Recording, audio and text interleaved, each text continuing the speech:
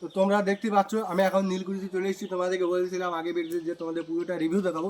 তো তোমাদের জন্য একটা দুর্দান্ত রিভিউ আছে।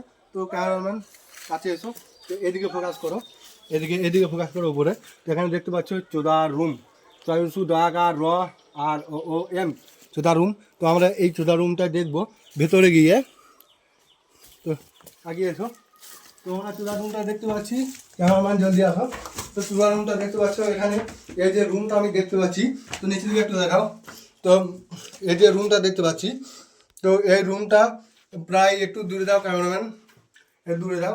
তো এই যে রুমটা দেখতে পাচ্ছি, এটা ইংরেজদের আমলের বাথরুম ঘর ছিল মনে হচ্ছে ওরকমই, পেনের মতো।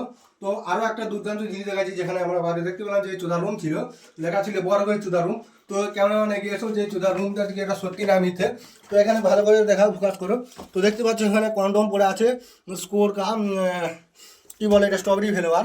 তো এক পিস, এখানে 2 পিস, এখানে 3 পিস। তো এটা সত্যি করে চুদা রুম। তো আর কিছু বলবো না। নীলকুঠিতে এখন এরকম অত্যাচার চলছে মানুষজনের, এই ভালো ভালো ইংরেজদের ঘরগুলোকে চুদা রুম করে দিচ্ছে। তো টাটা।